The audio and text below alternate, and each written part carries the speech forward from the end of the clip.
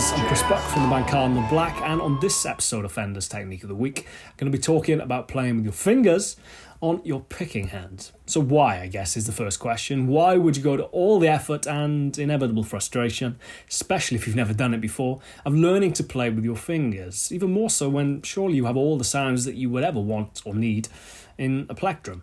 So the first thing I would say is this really isn't a case of trying to replicate or recreate sounds that you can get with the plectrum. I guess that's relatively pointless. If you want to sound like you're playing with the plectrum, just probably play with the plectrum. So much as it's a case of opening up new sounds not available with the pick.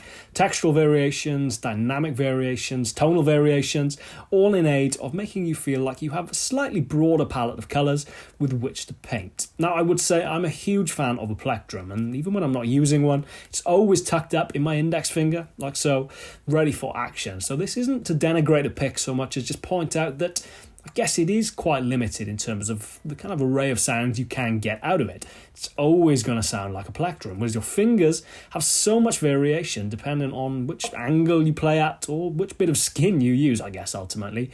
There are so many sounds available that people really don't explore. And at this point, it really is integral to my playing to say that I feel as comfortable playing with my fingers as I do when I'm playing with a pick. So the solo from the song that you heard at the start of this video, it's a track called Jump In. It's Cardinal Black's second single, should you be inclined to check it out, plug. I was after a fairly dark sound, a fairly warm, rounded, textured tone. And for that, it made entire sense to play with the tip of my second finger. Now, obviously, my index finger, as I said, is kind of taken up holding the plectrum, so I can switch back and forth between fingers and pick pretty quickly. I should get into that in my next episode of Technique of the Week, so stick around for that one a little bit later down the line.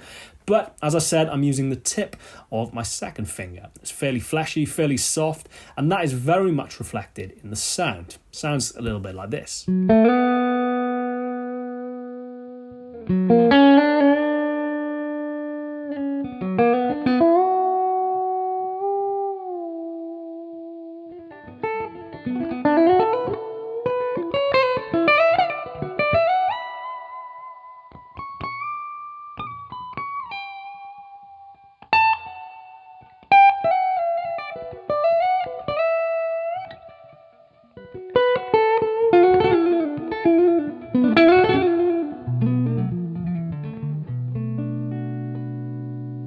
Conversely, if you use your fingernail and really dig in, you're going to get a sound more akin to the sound of a plectrum, I guess. More attack, more immediacy, and much more bloom around the front end of the note.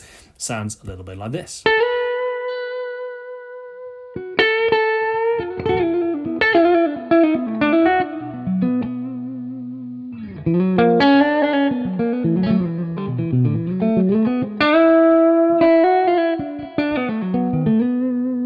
And then, unfortunately, it's just going to be a case of practice to get that agility and that dexterity to be comfortably able to move between the parts of your finger, which are going to give a more rounded tone, and the parts of your finger which will have more bite and more attack. It is a fair amount of effort and it does take time, but I really do think it is worth the effort.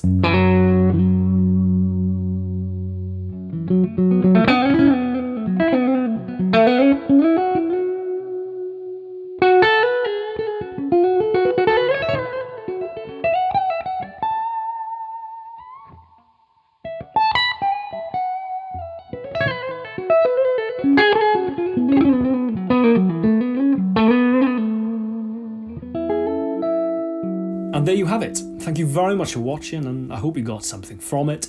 Cheers to Fender for having me. I'm Buck. You're watching Technique of the Week, and I shall see you soon.